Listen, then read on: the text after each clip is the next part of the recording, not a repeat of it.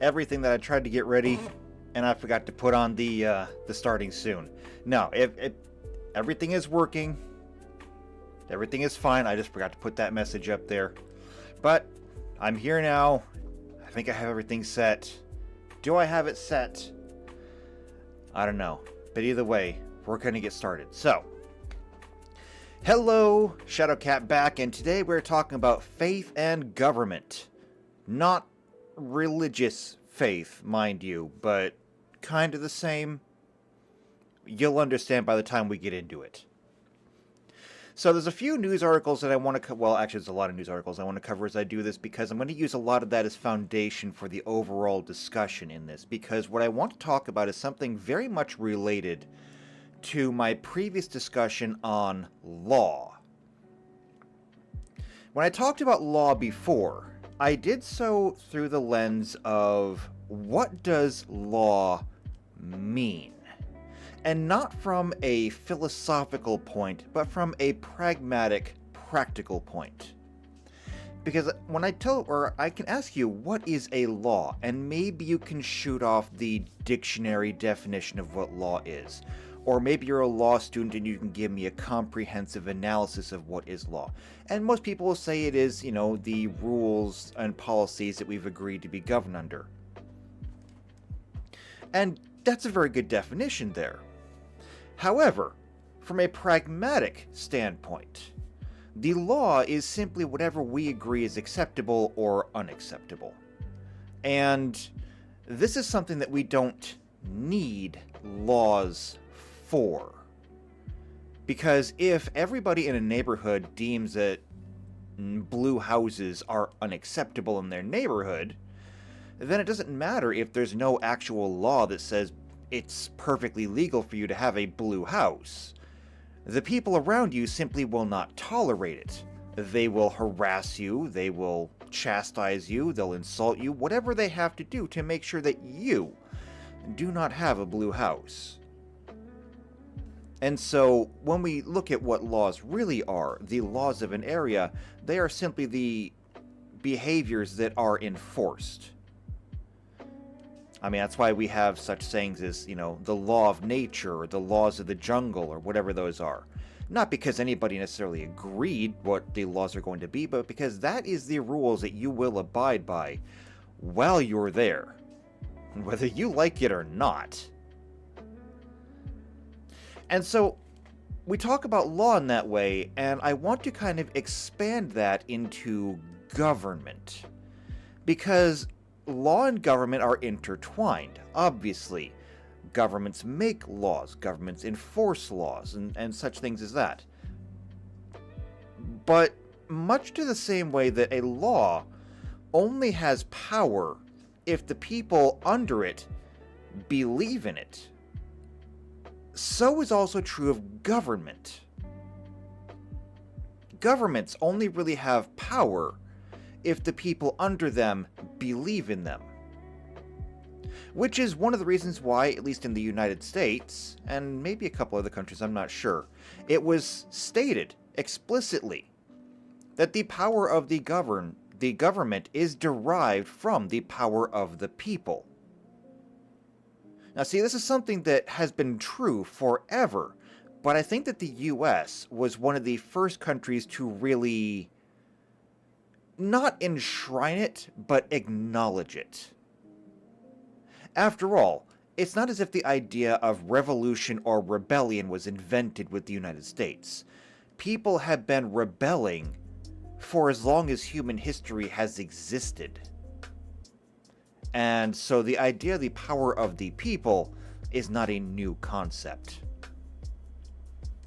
But this is getting a little bit ahead of what I want to talk to, so why don't I go ahead and get into the notes of what I want to do today, and then we'll start going through a few articles that I wanted to talk about. And then we're going to get into the core concepts of faith, government, how they're intertwined, and what happens if the people lose faith in the government. Like, entirely. So let's go ahead and bring up my notes. this is what we're going to be covering today. It's not fancy notes, it's just an Excel spreadsheet. Well, technically it's a calc spreadsheet because I use OpenOffice because screw Microsoft. Why should I pay for your Office suite when I can get OpenOffice for free? It's absolutely just as good, and if you want to get your own free Office suite, go to openoffice.org. No, that is not a sponsorship. However, if they wanted to sponsor me, I would absolutely take it, because this is what I have been using forever. And of course, I've got some examples. Most of them are going to be from the US because I am from the US, so that's where I have the most experience. But I have a few from Canada. I'll talk about a little about the UK, a little bit about France, because France has had some very important news lately. And I want to go ahead and bring up my browser because we've got examples to go through. So, let's go ahead and get started on that. So the first thing I want to talk about is what's going on in the US right now. Because the US right now is in a very, very fragile and precarious position. And I say that because we are in a position where the rule of law and all of our legal systems are in the process of breaking down. And I don't mean this in the case that, oh, there's been a scandal or something that's going on. No, I mean the actual fabric of the nation is unraveling. Now, I talked a little bit about this before when I discussed the attack on the judiciary done by the prosecutor in New York, Alvin Bragg, against Trump. And I'm going to revisit that here because it's a very important point. However, he is by far not the only one. And I want to discuss this in a little bit more expanse, but a little bit less detail. We're not going to go through all of these in a great deal of detail. I just want to give you the general summary of what's going on, and then we can discuss it further. So this is an article from Politico. Mind you, I don't spend a whole lot of time reading the news. I don't really have any opinions on Politico. It just happened to be a nice little consolidation of all of his different criminal cases. So currently, Trump is undergoing, and I do say currently because this is likely to get larger the closer we get to the election. He is currently under 2 different indictments, and he is currently under 2 different investigations, which are going to turn into indictments. And I say going to turn into indictments because, as the saying goes in legal spheres, you can indict a ham sandwich. Actually, the term is you can sue a ham sandwich, but the point is, you can indict anybody you want. The process of using a grand jury to indict somebody is about as objective and even-handed as trying to get a fair trial in the Soviet Union. There are basically no rules involved in a grand jury. There is no confronting your accuser, there's no evidentiary rules, there's no rules at all. It's basically a fancy way of just handing out a poll and saying, should we or shouldn't we? Honestly, we could skip the entire grand jury process with a binder and a clipboard and just ask random people on the street, here, take a look at these pictures, you think we should indict or not? But that's not as fancy, it's not as grandiose, it's not as performative, so we have to have these grand juries to do so. So these investigations at the top here, right here, yeah, these are going to be indictments someday. Which is fine. We're just going to lump these all together anyway. So first things first. The classified documents case. This, if you haven't heard about it already, and I'm sure that most people have, is the entire thing about Trump holding potentially classified documents at his home. Documents that, now that he is no longer the president, does not have the authority or the ability to have anymore. And whether or not that is true, I'm not going to get involved in. I don't actually care about it, although, much like many of the other cases we're going to be talking about today, it is an unprecedented indictment, it is an unprecedented case, and it has shocked the legal system in the US. Not the only one, just one of many. And much like a bee sting, one sting hurts. 100 will kill you.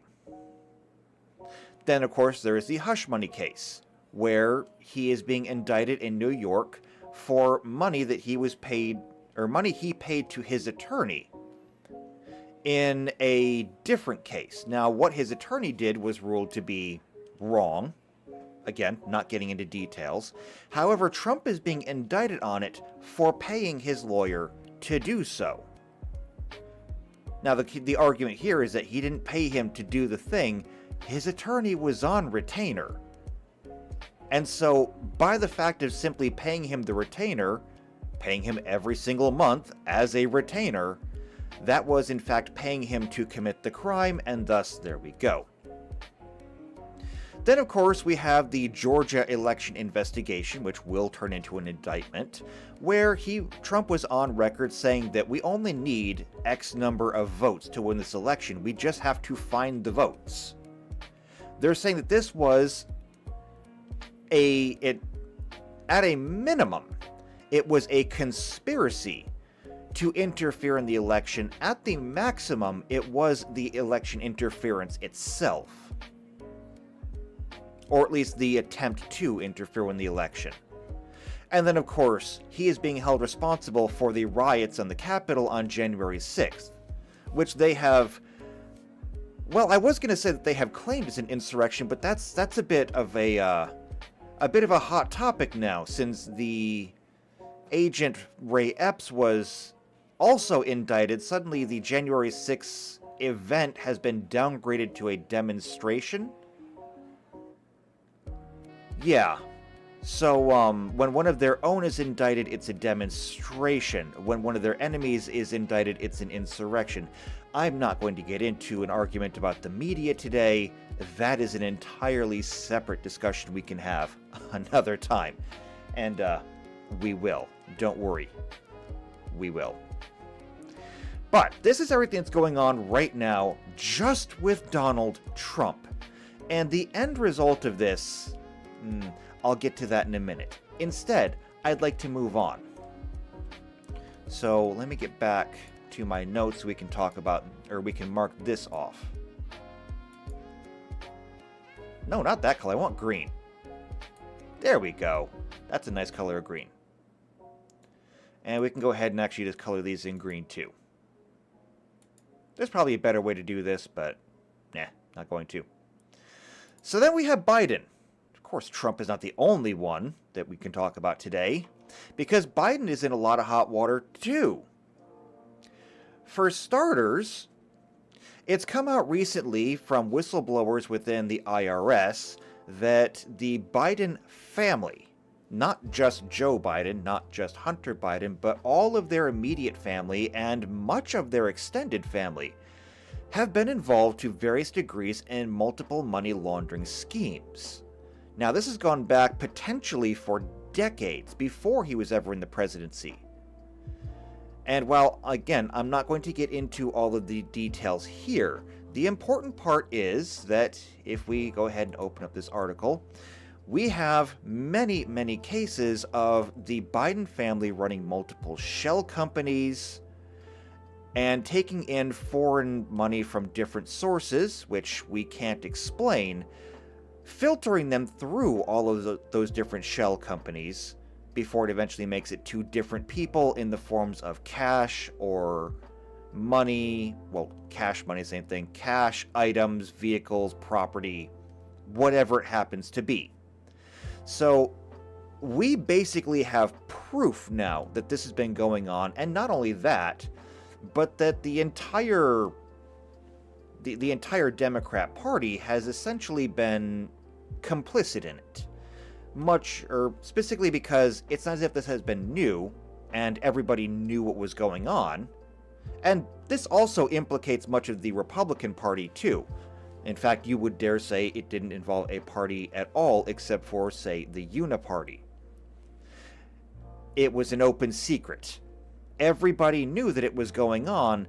Nobody wanted to do anything about it, though, because of the optics of it. However, now that it's out in the public, Well, the optics don't really matter because now the people want answers.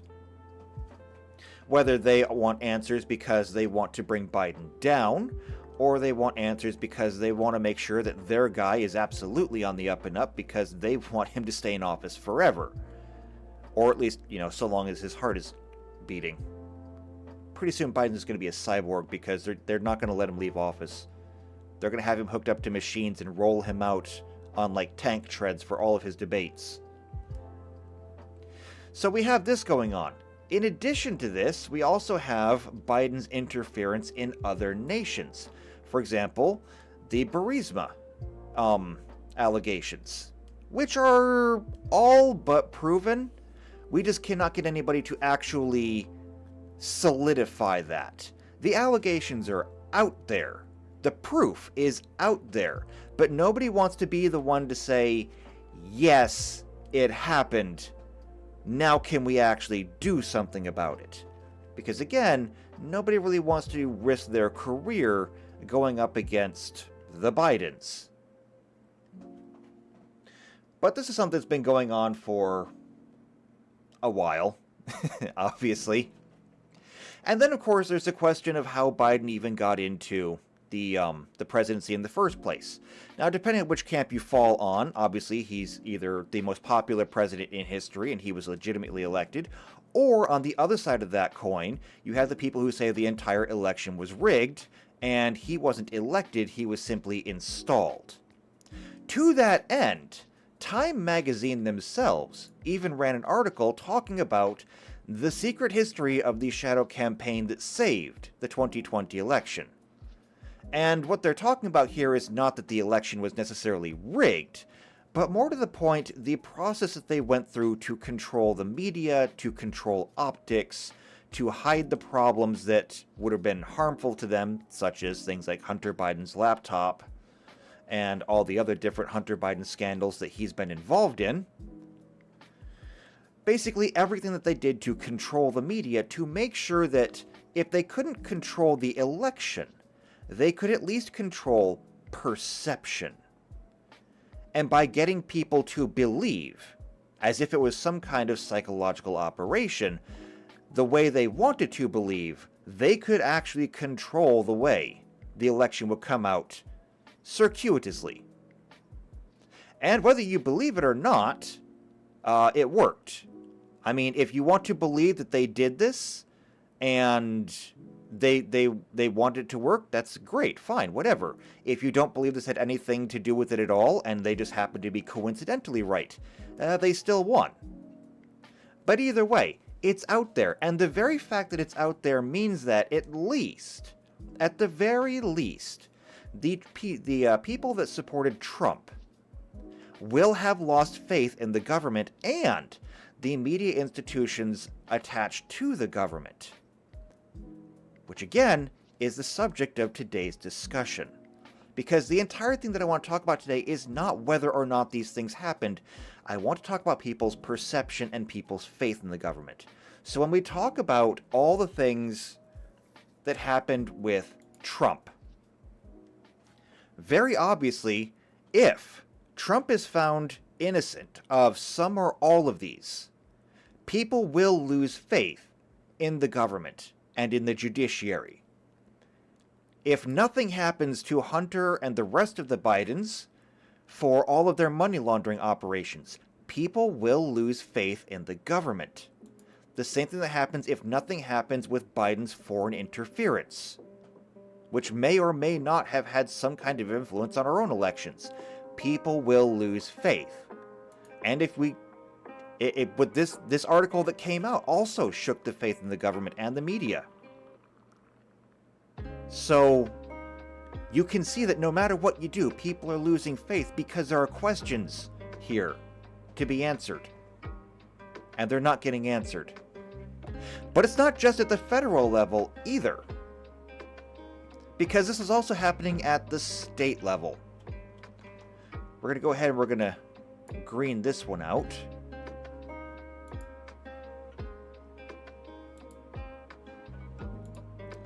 This is just an example of what's been happening in one state. in Arizona. And I had to go to Wikipedia for this one because I didn't really feel like putting in the effort to find news articles about it. But this is a nice little summary, because it says that on November 17th, Kari Lake refused to concede defeat and announced that she was assembling a legal team to challenge the results. Lake alleged that voter disenfranchisement due to ballot printing problems, long waiting lines in Maricopa counties, which had elections run by local Republican officials Bill Gates. No, not that Bill Gates. Stephen Richter. In 70 out of 223 Maricopa County polling sites, voting machine ballots were printed too lightly to be read by the tabulators. And there was a whole bunch of other things that went on. To make it very short, because I don't want to read the entire thing, there were ballots that were misprinted, either too light to be read by the machines, they were printed on the wrong paper to be read by the machines, or there were other printing issues that simply made the ballots unreadable. And so the ballots were, people were told to drop their ballots into, as it says here, a secure box, where they would later be tabulated by either by another machine or by hand. The problem, of course, here is that, number one, people were already disenfranchised because it didn't work. And as soon as they were disenfranchised, it shook their faith in the entire operation. Then, when they were told to put their ballots into a box, where they would simply be gone, it also made people question, well, what's going to happen to my vote? Because now, the chain of custody seems to have been broken. Once it goes into that box, you have no idea what happens to it. You have to rely entirely on the word of the people who take the box from the polling place to the place where it's getting counted. Now, normally speaking, this is not really different, but what happens if you don't have faith in those people? Another very important point about this election is that it was Kari Lake versus Hobbs. What is their first? What's the first name?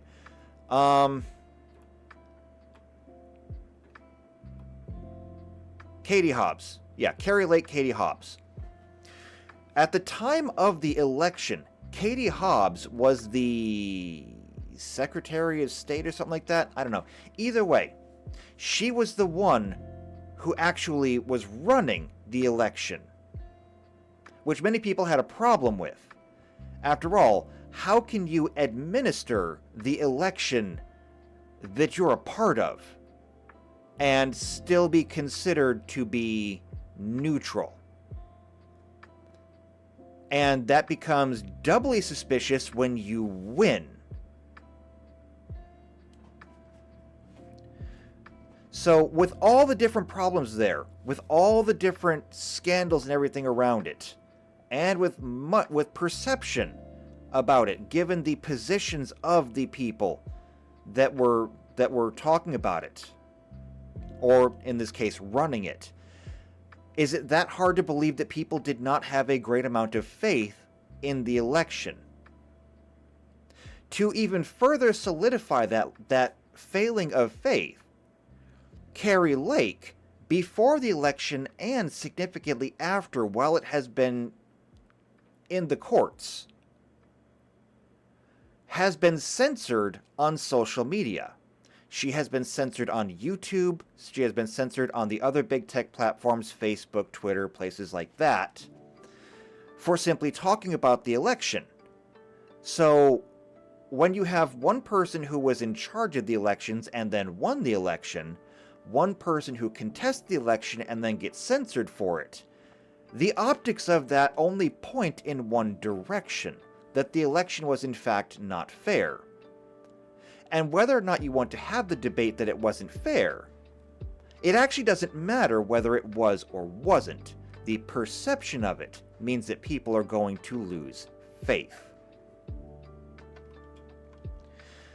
And I want to talk about elections specifically because we have a big problem with elections in the US. I just listed off several of them. Whether it comes to different problems with different people, with the processes and everything. But I had a conversation just yesterday, because I was explaining to somebody who wasn't from the United States how the Electoral College works, and I described it to them as this. In 2016, Donald Trump won roughly 97% of the United States and won the election. In 2020, Donald Trump won 95% of the United States and lost the election. To which they kind of looked at me and they said, well, how does that work? Because that statement makes no sense. And so I had to explain to them how the Electoral College system in the United States works. And so for those of you who are inside the United States, this may be review. For those of you outside the US, this may be an education. And for those of you inside the United States but don't know how it works, this will be an education that you are long since past due for. In the United States, we have something called the Electoral College, which is to say, we have currently 435 electors in the country who elect the president. Now, who gets these electors and where they come from is apportioned to different states by their population. The larger your population, the more electors you get. But it is not done equally.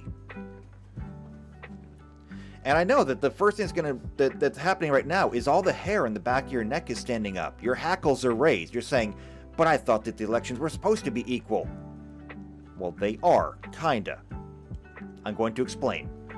And I'm going to explain, actually, I'm missing a visual aid here. So let me go ahead and grab this visual aid real quick. So I need the Electoral College map. Here we go. And this is from Time for Kids, which means that even a child can understand it. So I need to move this tab into a different window. Here we go. All right. So we're going to take this one and we're going to move it over here.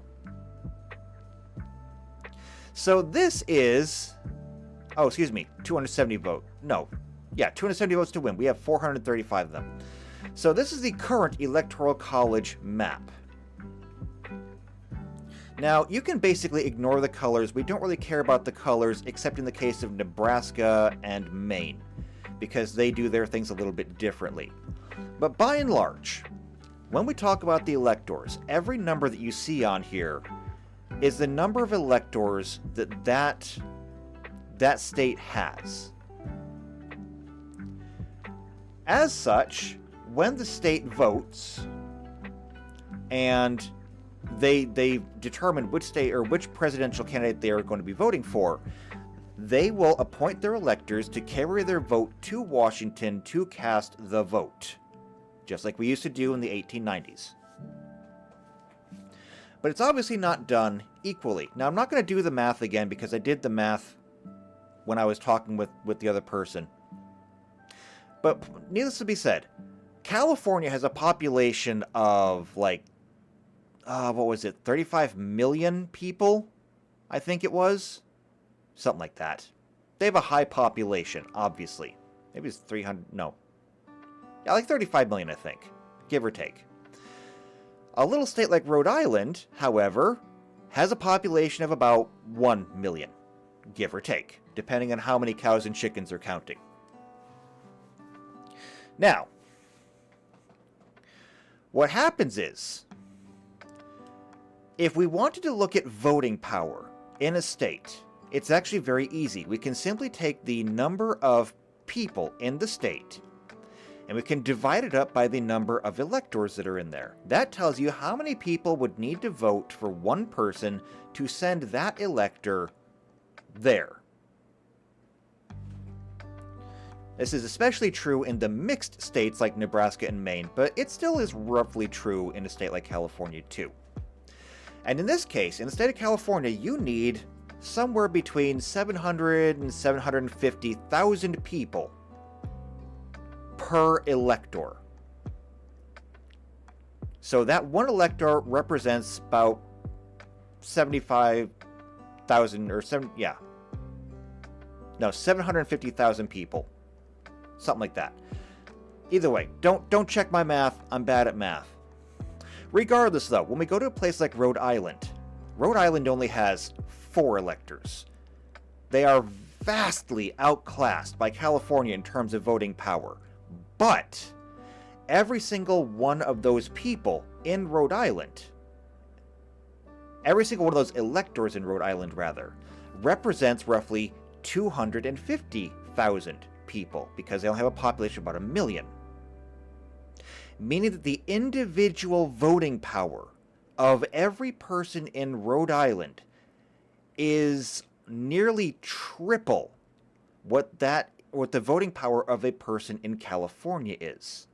And this is where the balance comes in the Electoral College. It means that the states with the lower population, whether that be because they are like Utah, where most of it is empty, or they're just really, really super tiny like Rhode Island, are not constantly dominated over by the larger population states.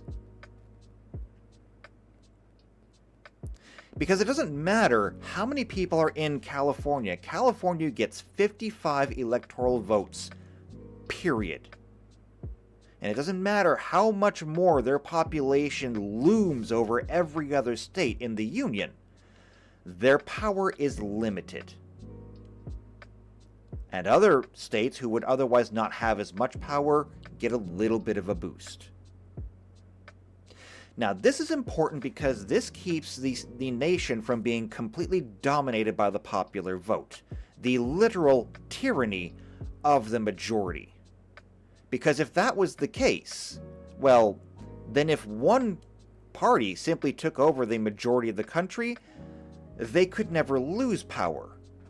And we're going to get to that, because that is going to be very important here coming up. The reason why I point this out is because there is currently a very, very big push to remove the Electoral College. And so when we discuss this, it says right here, 61% of Americans support abolishing the Electoral College. Now, there's a large article here. You can go through and you can read it. But by and large, and this is mostly on the Democrat side, there is a push, and it's been a pretty persistent push for the better part of 2 decades now, to abolish the Electoral College and go straight to a direct popular vote. If we were to do that, however, as I just explained when we looked at the Electoral College map, that means that it would essentially erase the voting power of states like, well, your New England states. So we're talking Maine, Massachusetts, Vermont, New Hampshire, Rhode Island, Delaware, places like that. Because those states are super tiny, they will never, ever have the population to compete with other states like California. More importantly, though, I went to, let's see, I wonder where I actually put that, because I don't think it's in. Is it in here? No, it's not in here. Is it over here? No, it's not. Okay, I have no idea where I put that, but I had gone to do some research, and I did a simple Google search, and I said, by the way, what is the population of the U.S. in urban areas versus the population in rural areas? And the difference is drastic. Because in the United States alone, and I suspect that other countries may be very similar, in the United States, 80% of all people live in an urban area. Which is to say, 80% of all of the people live in cities. Okay, that's actually kind of a fascinating and terrifying number for a variety of reasons. But there you have it. Now, keep that in mind. 80% of all Americans live in cities. 61% of Americans support abolishing the Electoral College. Why are these two figures very important? This is a map of the 2020 election. Blue, of course, is Democrat. Red, of course, is Republican. Do you remember what I said earlier when I was describing the 2016 and 2020 elections, where I said that in 2016 Trump had won 97% of the country, and in 2020 he only won 95% of the country? This is why. Because this map is a breakdown of the electoral results by county. And so what do we see here? We can see that if we were to break it down by county, the election is not even close. There is an overwhelming degree of conservatism across the election, and the Republicans should have won by a landslide. However, obviously, they did not. But now let's ask the question of why they did not. And I can answer you that question very, very simply. And it goes back to why should we dissolve the Electoral College and why 61% of Americans want to do it. Now, I might have my geography a little bit wrong here, so cut me a little bit of slack, but this county right here is Seattle. This one here, I believe, is Portland. This one here, I do believe, is Sacramento. I think that this one is San Francisco. I do believe that this is Los Angeles. And I think that this one is San Jose, I think. Or is that in Texas? It's San something. San Andreas? No, that's the fault. Either way, it's another very large city down there. If we look at Colorado up here, Colorado is mostly red. However, I believe that right here is Denver. If we look at Texas, the bastion of conservatism, these two blue blocks right in the middle, this is Dallas-Fort Worth. I know because I used to live there. This is Houston. This, I believe, is Austin, and down here, I believe, is San Antonio. Or maybe this is San Antonio, I'm not sure. The same thing is true if we look at Florida. Florida, of course, everyone regards as being very much conservative, especially nowadays. But I think this is Tampa, and this is Orlando. And I think this is Tallahassee? I think that's the capital of Florida, isn't it? I'm not sure. I'm bad at my geography. But you know what I'm good at? Here's Illinois. This state right here is Illinois. Illinois is very easily 90%, maybe a little bit more red. But this is Chicago. Michigan, which is actually where I grew up. I was born in Washington, actually. Grew up in Michigan, though. Michigan is, by and large, mostly red. However, this blue square here is Lansing. This is... oh, I should know this one. I forget, though. It's another large city, though. This is Detroit. Right here. I like the base of the thumb. We can look at New York. This is New York State. And, of course, over here, this little spot here is New York City. And this is Albany. This is all to make a point very, very exhaustive. But it's very important. Because on the national level, what we have is the Electoral College. But we don't have such a thing for inside the state, which means that inside the state, even though the entire state may be conservative to a very large degree, not so much in California, obviously, but in places like Texas, in places like Illinois, in Michigan, and in Florida, many of these states swing very heavily Democrat, despite the fact that much of their population, and not much of their population, much of their landmass is very conservative. And I see Tuxedo is in the chat. Hello, Tuxedo. You say you just woke up. Well, I hope you slept well.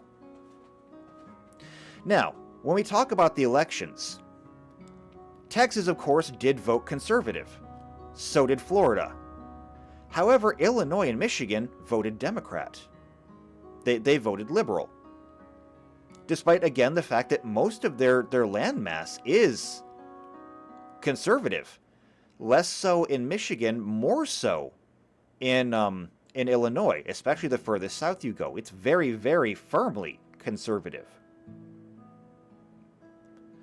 And so what we have here is the literal tyranny of the majority. Chicago, because it is the biggest city and has the majority of the population in Illinois, is capable of overriding the rest of the state in whatever vote they give. Meaning that, essentially, when we talk about faith and government and faith in the elections, the people who live in Illinois but do not live in Chicago have no voice.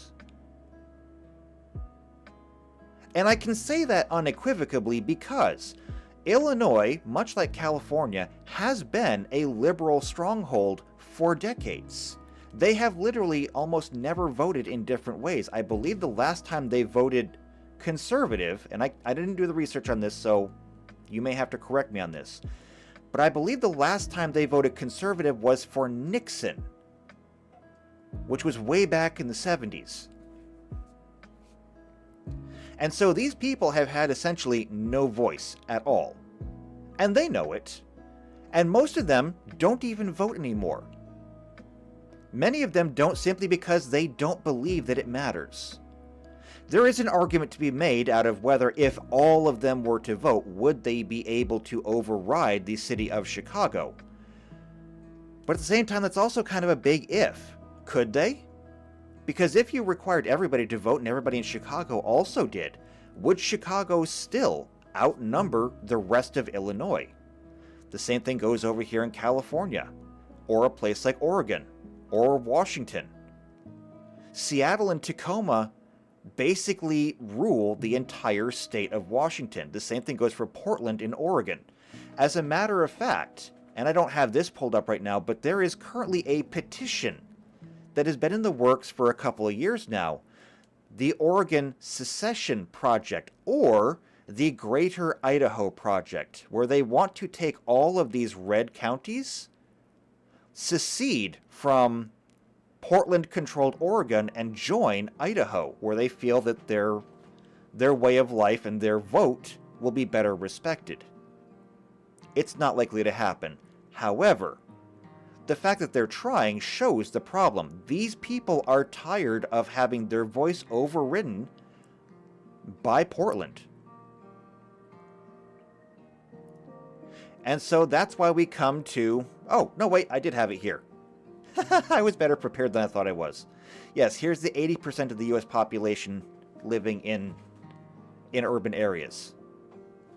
So what would happen if we were to remove the Electoral College and go to a straight Democrat or a straight populist vote? Well, the end result of that would simply be that the cities in the nation, which again hold 80% of the US population, would run the entire nation permanently, in perpetuity. There would never, ever be a way for the rest of the rural population, which I might remind you, is pretty much the entire red to have any kind of voice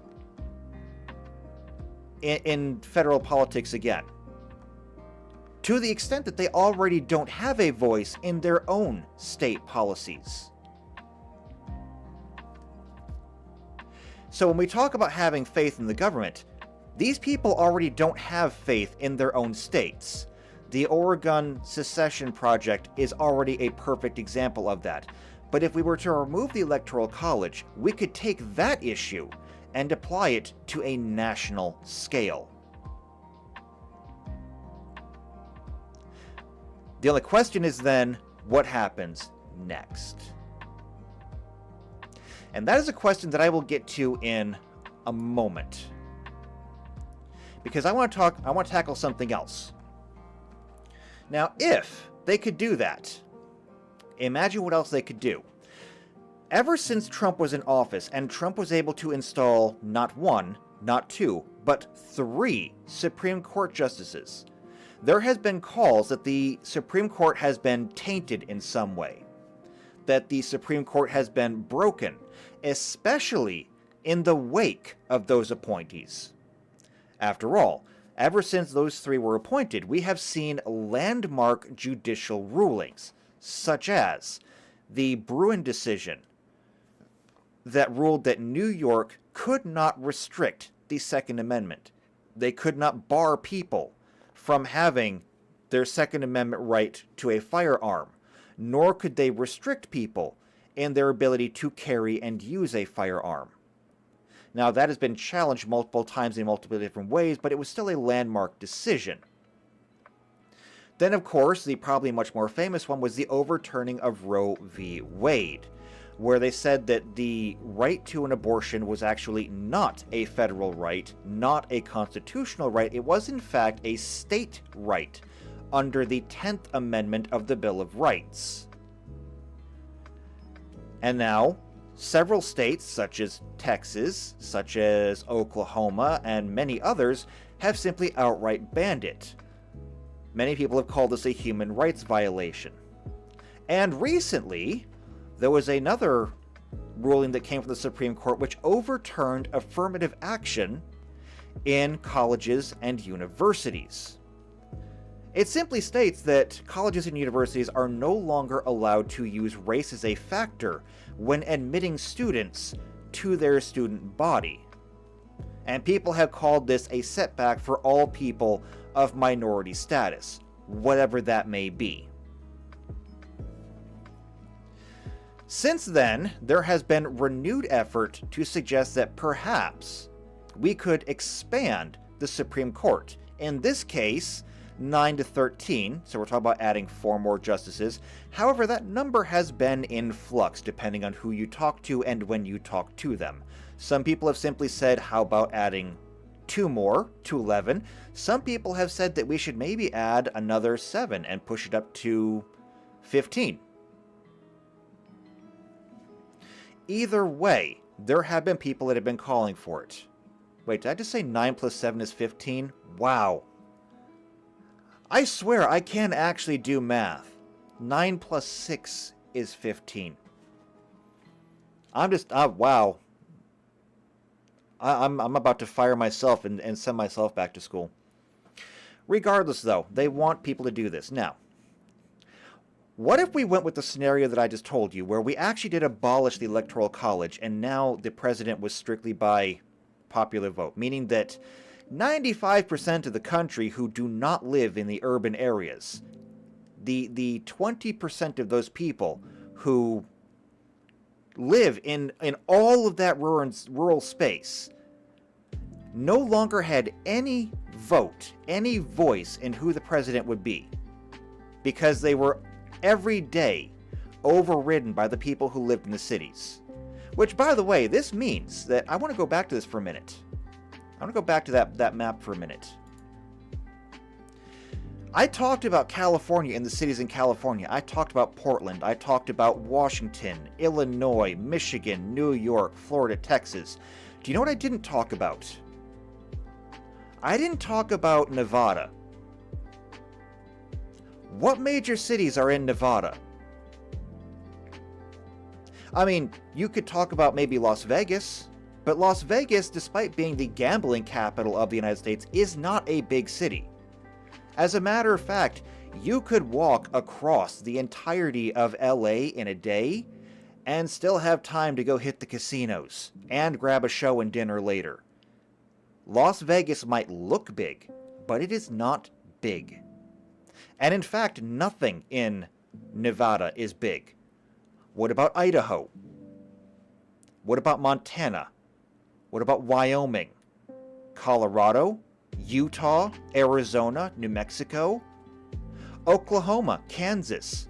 What about all of these states? Iowa, Missouri, Indiana, Ohio, Kentucky, Tennessee? What about West Virginia? What about all of these states who do not have a big city in them at all? Where not just their rural population would no longer have a vote, but the entire state as a whole, not being home to one of those major cities, would have no vote. They would have no effect on the vote. Now we're not just talking about a population, we're talking about the entire state itself, which no longer has any position in government. They have no representation now, aside from the few electors they're given, which don't actually make a difference. Sure, they might have a couple of representatives in Congress and the Senate, but do they have any actual voting power? Do they have any actual representation? Now, let's follow that chain. Democrats want to expand the Supreme Court from 9 to 13 justices. Consider this. Now that we have abolished the Electoral College, and the popular vote, which is to say the 80% of people living in cities get to appoint, not elect, but simply appoint the president. The president is the one who gets to appoint the justices. So we've already shaken the faith that people are going to have in the electoral process for the executive branch of our government. Now that the executive branch has been completely captured by the popular vote, and the executive branch gets to appoint the Supreme Court justices, if they were to then go through and appoint whoever they wanted, every single time one of the seats becomes available, or every single time they create a seat, now they have captured the judiciary branch as well. Now, the judiciary branch is supposed to be beyond politics. It is supposed to be a neutral entity. Despite the fact that it is supposed to be a neutral entity, however, I think it's very plain to see that nobody believes that it is a neutral entity, especially given the push right now to expand the Supreme Court after Trump appointed 3 justices. If the Supreme Court was viewed as a neutral entity, and if people were not ideologically opposed to basically anything that Trump does, then we wouldn't be having this conversation. We would simply be saying, we have 3 new justices on there, and that's it. We would have gone about our business. That is obviously not the case. Meaning that, if that's the lens that we're going to look at this through, who are the 4 justices going to be appointed as? Well, the last justice to be appointed was by Joe Biden.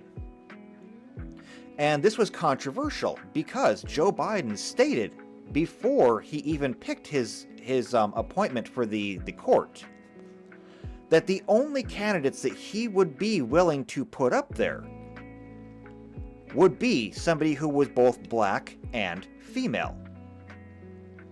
Meaning that all other things equal, anybody who was not both black and female would not be allowed in. This was an ideological denomination based upon race and gender rather than upon skill and ability.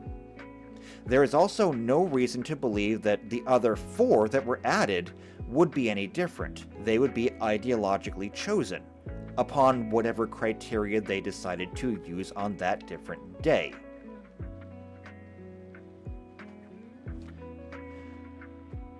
So given that we've already, in this little hypothetical here, removed all faith in the executive branch, this would also serve to remove all faith in the judicial branch as well. And if we were to assume the worst case, and say that both the executive branch and the judicial branch were now ideologically captured, then the third branch, the legislative branch, would be rendered meaningless. Because that's how the system of checks and balances work. Any one branch can check the power of the others, but two things together can override one, meaning that the entire government would be captured. And at that point, it is no longer a democracy. It is no longer a republic. It has become a different type of government entirely. I'm not even necessarily sure what kind of government you would call it at that point. We would still be holding elections, so it wouldn't be an empire. The elections might not matter. We could call it a banana republic, I suppose. But even a banana republic is not a republic. Not by definition. Tuxedo says, not all things being equal, with that statement it's just a black and female even if they're underqualified. And that is the exact argument that has been made. There are many people who have come out and they have said that she is underqualified for the position. Specifically, during her confirmation process, when she was asked to define a woman. The simple, what is a woman question? And she both could not answer that and refused to give a definition. It was at that point that many people said that she is simply unfit. Regardless, though, enough people agreed that she was fit, that she was confirmed to Supreme Court, and now she's there. So, that doesn't matter now, it's history. But now we could imagine getting 4 more people just like her. Whether it's a good thing or a bad thing is going to depend on which side of the ideological divide you're on. Personally, I don't think that I would be picking anybody who was not at least top of their class coming out of whatever law school they went to, and somebody who had at least, I don't know, half a lifetime's worth of experience on the bench. Specifically something in constitutional law. But I'm a constitutionalist, so, I'm biased in that direction. The point that I wanted to get to here is that by capturing the executive branch and the judicial branch, it would remove all people's faith in the government. The only people who would still actually support it at that point in time would be those who were already in ideological alignment with it and who had faith in it even before. Well, actually, no, that may not be true. There are probably people who did not have faith in it before it was ideologically captured. Hence, why they made such the effort to do so.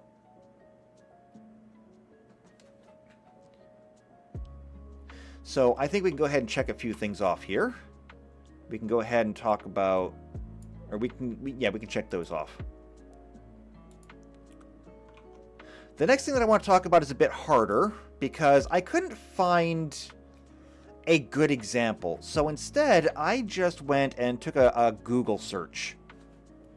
And we've got unequal justice under the law. This from the Los Angeles Review of the Books. We've got unequal application in criminal law.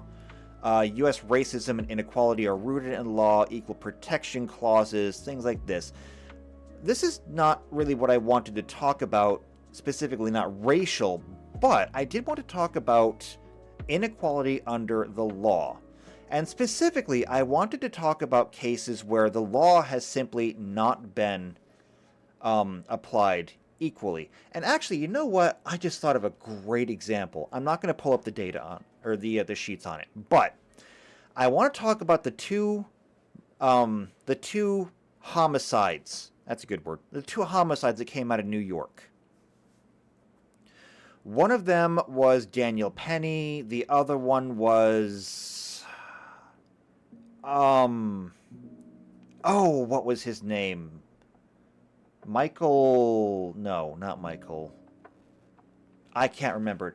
At any rate, there were 2 incidents. The first incident happened in the subway was you had a homeless guy who was on the train, and he was harassing people. Now, the details of the harassment, I cannot get a solid read on, because there is so much bias around it, and what he said and what he did really depends on who you're talking to. We're going to have to wait until it goes to court and see what evidence is actually admitted. But at any rate, he was harassing passengers, and when the passengers had enough of it, some people stepped forward to subdue him. One of them happened to be a Marine. He also happened to be white. That is actually going to be important in this discussion, not because race should matter, but because it does matter in the application of what came afterwards. Now, he, along with another black man and a Hispanic man, managed to subdue the guy. And Daniel Penny, the white Marine, had him in a chokehold of some kind. Now, I don't know if it was a simple headlock, if it was an actual chokehold that he was using, or what it was. The end result, however, was that he was restrained until they could get to the next stop. Afterwards, he was taken to a hospital because he was unresponsive, and he later died at the hospital, for reasons that I don't think I've actually heard anyone state. Now, afterwards, many people hailed Daniel Penny as a hero, and he went home, went back to his life, but there were many that were also calling for his blood, saying that this man died because of his actions. And eventually, he did turn himself in after they said that they were going to charge him, so he went, turned himself in, and he is currently being held until trial on homicide charges. I don't know exactly what kind of homicide, if it's going to be murder of some degree, if it's going to be manslaughter, I don't know, but he's being held on homicide charges. Now, after about a month, there was another incident on a New York subway. And I don't remember the people's names here. There's 3 names, and I don't remember them. But there was a guy that was on there with his girlfriend. And there was another, I don't remember if it was a homeless person or not. I don't think he was homeless in this case, but I don't remember. At any rate, he was harassing the guy's girlfriend, and he laid hands on her. As soon as he laid hands on her, her boyfriend got involved. A fight broke out, and her boyfriend pulled out a knife and stabbed him. Now, where he stabbed him, how he stabbed him, I don't recall ever hearing. The point was, though, that he did stab him, and that guy died. Now, after the body was collected and everything else happened, he was, of course, arrested, which they were already saying was a misapplication of law at the time, because, of course, Daniel Penny had been released the day that his victim died, and this guy was arrested after his stabbing victim died, despite the fact that one of them was a non-lethal restraint that just happened to be lethal afterwards. This guy used a lethal weapon. There was nothing non-lethal about it. So people cried that this was a misapplication of justice. However, later on, and I don't exactly understand this, but later on, in front of a judge, the judge looked at his case and said that this man, that this black man specifically, not my words, but his, still had a full life ahead of him, and it would be a shame if anything was to put a black mark on that. And so, he released him. They are still pending charges, but nothing has been charged yet. However, he's no longer being held in prison, or in jail rather, and he has no bond. Which, of course, they're now celebrating, saying that this is finally justice being done right. However, his counterpart, Daniel Penny, is still being held in prison. And nobody is calling that a misapplication of justice. But here's the rub. There is absolutely a misapplication of justice here. The question is not if, it's simply which direction. Should he have been put in jail awaiting the second guy, the stabber? Should he have been put in jail to wait for his charge? Or should Penny be released until his court date? One of these two things has to change if we're going to have equality, because until then, we don't. And for the last several years, we have seen this playing out. We have seen people with violent criminal records being consistently arrested and released, or having their charges dropped, especially in places like Portland, Oregon, in places like San Francisco or Los Angeles, California, in places like Chicago, Illinois, and especially in New York, New York. At the same time that they have been releasing violent offenders, they have also been going after other people. People who are very much on the conservative spectrum. And they have been going after them for such petty things. For example, a quick example that comes to my mind was a case out of San Francisco, where a store owner, who just happens to actually be of some kind of minority descent, he is, I think, like Vietnamese or something like that. His store has been harassed because he has been taking up sidewalk space. The reason he's taking up sidewalk space, of course, is because he has a little fold-out A-frame sign that he puts out front of his business.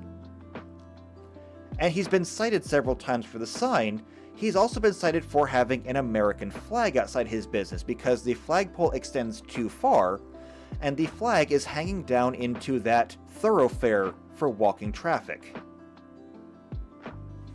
Now, by and large, this would be simple code enforcement. And as long as it's being applied equally, there's no contest here. Where it gets more complicated is the fact that because this is San Francisco, within vision, just down the road, or down the sidewalk rather, from his store, is a homeless encampment with tents that take up literally the entire sidewalk from curb to storefront. And I actually got this story from the actual Justice Warriors YouTube channel. So, I mean, I cannot claim total originality on this one. I got the story from him. And so if you want to see more of it, can I get his YouTube channel up? Hold on a second. I want to give proper attribution here.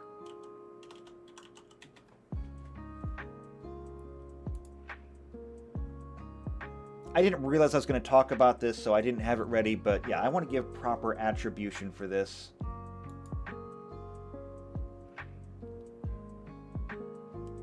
And I'm going to go ahead and send this one to this window. There we go. Yeah. I want to send you to his channel because he covers a lot of really good stuff that you don't hear in the news normally. And the video that I'm talking about is right there. Oh, excuse me. It wasn't San Francisco. It was Los Angeles. This guy. So, if you want to hear more about that story, go ahead, go to his channel, check it out. He has no idea that I'm even talking about him. And even if he found out that I was talking about him, he would go, "Who? Yeah, I have no idea who that is." So either way, go check him out. You can get the rest of the story there. The point is, however, that in that story, you have the city going after this guy for code violations of his store, while at the same time allowing something even more egregious going on right down the road. And the question, of course, is then, why?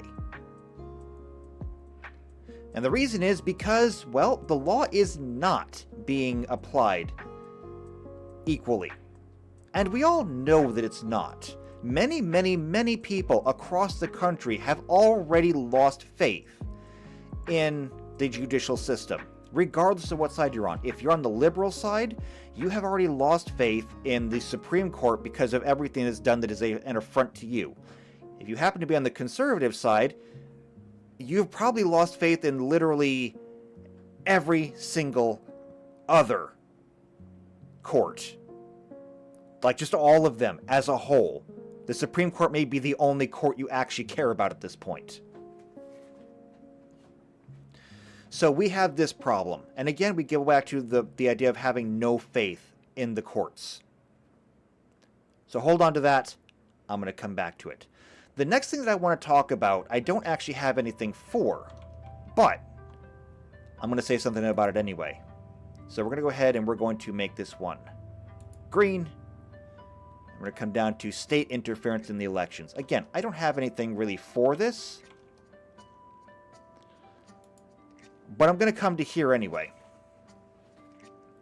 Now, this, of course, is a very biased website. I'm not going to get into it, but I just want to talk about it because they say here Trump is disqualified from the ballot. And they cite the source being the 14th Amendment to the United States. Now, the 14th Amendment covers many things. It came after the Civil War. We got the 13th Amendment, we got the 14th Amendment. The 13th Amendment, of course, being the one that abolished slavery, the 14th Amendment being the one that reunified the country. And specifically, you can actually see right here in their little banner, no person shall hold any office who, having previously taken an oath to support the Constitution, shall have participated in insurrection or something, I don't remember the rest of it. So they're saying that because Trump is being tried for all these things, and because he participated in the January 6th insurrection, which may or may not be an insurrection now that one of the feds is being indicted, he is ineligible for the ballot.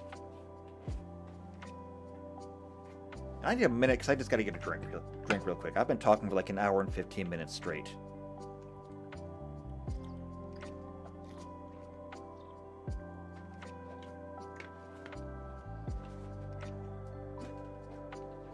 Ah, there we go. Good water. Okay, now back to the subject. So many people have opinions on this. And I have heard them from both sides. I have heard people that have said that Trump is absolutely disqualified and he cannot be on the ballot. I've heard other people say that this is absolutely nothing, that he never did he never did the insurrection. He's fine. Nothing is going to happen. I've heard it from both sides. I don't even want to get into that discussion because what I want to discuss is something that is actually much more insidious. And Tuxedo says, oh no, I've lost faith in the Supreme Court too. It's related to fortification. There was a very clear 3 decisions that showed they will not do what they should. Oh, I think there's a lot more than 3 decisions that show they will not do what they should. Because quite frankly, like I said, I am a constitutionalist. I don't actually believe in any federal laws that are not in the Constitution. If you want a federal law passed, amend the Constitution. It's what a constitutional convention is for, and we haven't had a constitutional convention since like the 1960s. So, I mean, yeah, I'm kind of right there with you. At any rate, though, there are a lot of people who think that Trump is going to be disqualified from the ballot. I'm going to tell you that he doesn't have to be disqualified from the ballot. See, I already explained to you the way the Electoral College works, and I explained that there is no Electoral College inside of the states themselves. Now, do you remember... Where is it? Do you remember when I said, pay attention to Nebraska and Maine? Because these 2 states are different. You got your red states, you got your blue states, you got your undecided states, and then you got these guys. The reason why these are different is because these states have decided that they will appoint their electors based upon the popular vote of the state. Meaning that they have, let's say, Nebraska has 5 votes. That means that if one candidate gets 60% of the vote, one candidate gets 40% of the vote, they will apportion 3 candidates to this one, 2 to the other one. They will split their vote. Maine will do the same, whether they get all 4, or they get 1 and 3, or 2 and 2. Now, how can they do that? Because states get to make their own laws when it comes to the election. See, the election for federal government is apportioned according to the Electoral College. But the states get to print their own ballots. They get to make their own rules. They get to run their own polling locations. They get to do the election however they want to do it. If the state decided they wanted to draw straws, as long as everybody gets a chance to draw a straw, then that's the way they can do it. As long as it is being done equally. That is the only thing that matters, is as long as it is done equally. The state gets to run its own election.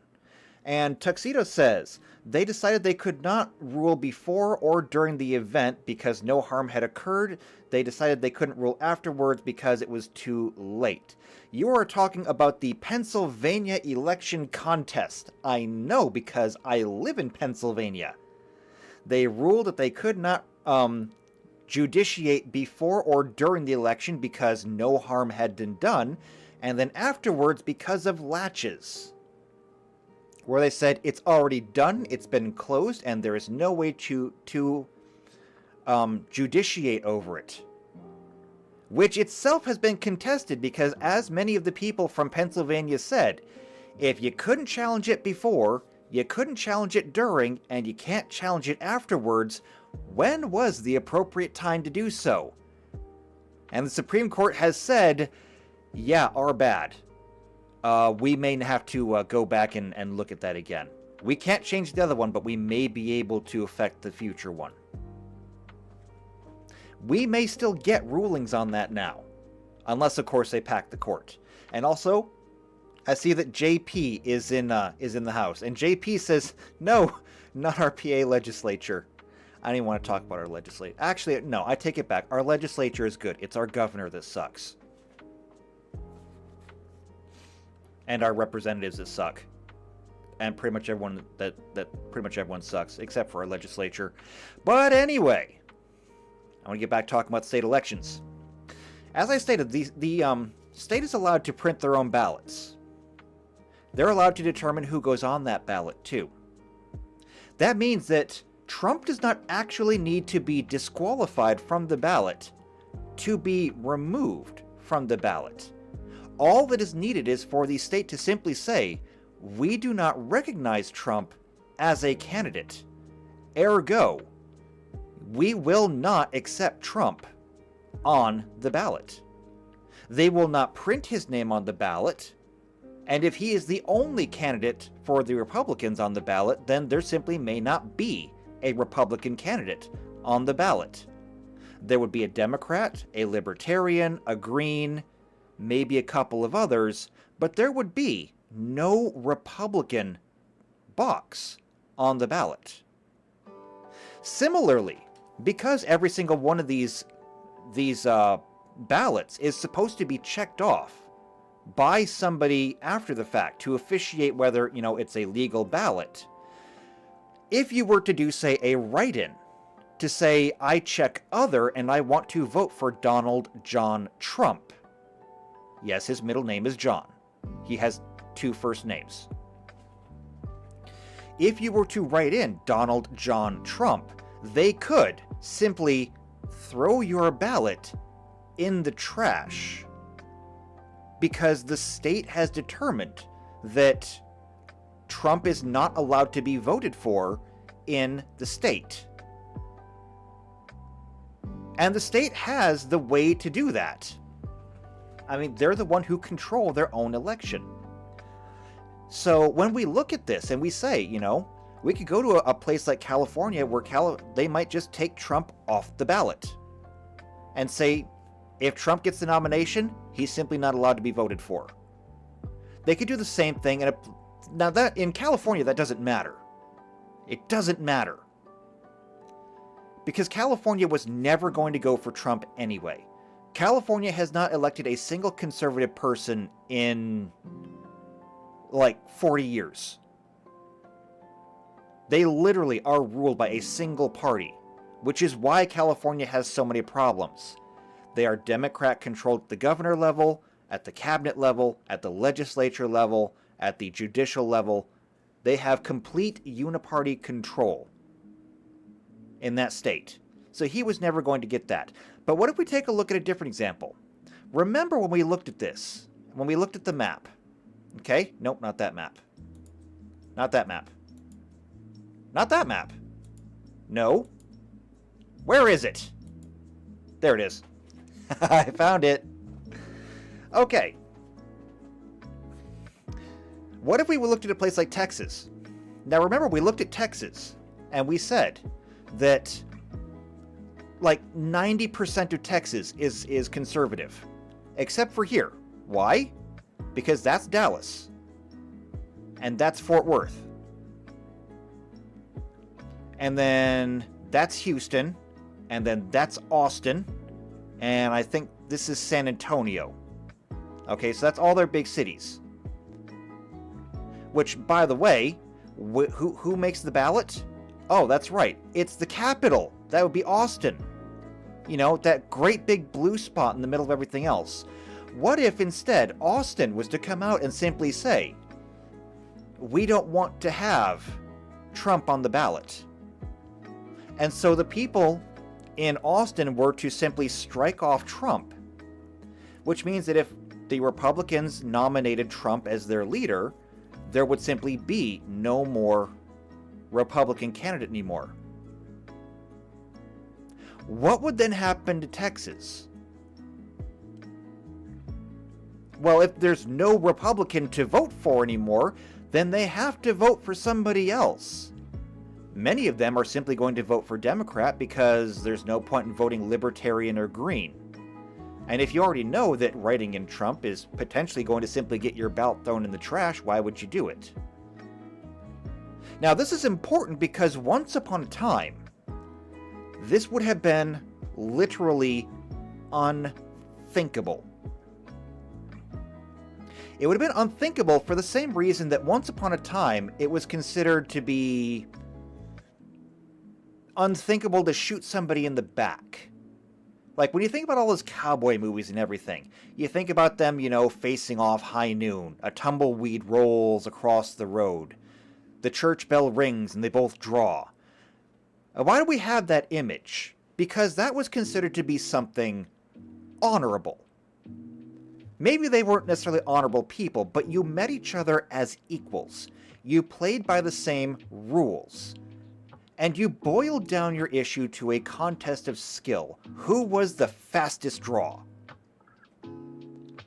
Or maybe instead of it being guns, maybe it was just simply a fight. Maybe you would meet in a boxing ring or something. Either way, you would meet in an equal contest. And you would say, these are the rules that we're going to abide by. By tampering with the ballot, by removing the people that you don't want to win, by simply saying, you don't even get to have a contest, by shooting them in the back before they can even get to the contest. What have you done to that election? Now, if you have an answer for that, hold it. Because I'm going to come back to it once we get done with everything else.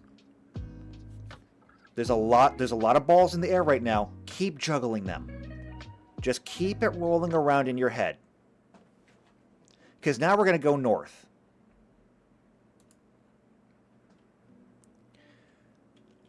Nope, too far. This one.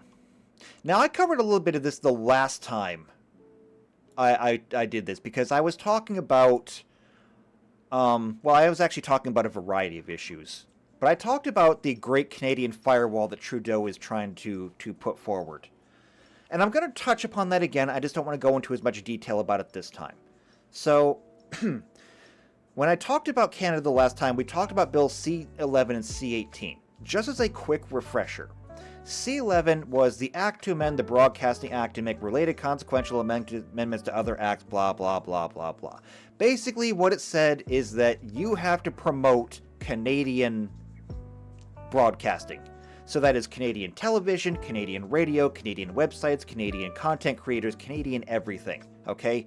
Has to go first. If you've got a list of 10 results and you have 3 Canadians, Canadians get number 1, 2, and 3 by law.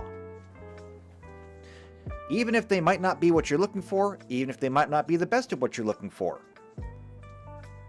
That means that you can, if you're a Canadian content creator and you're in Canada, that's actually kind of good news for you because, yeah, I mean, you'll get promoted to a lot more Canadians. Unfortunately, it also kind of means that you're going to get a lot less exposure pretty much anywhere else, unfortunately.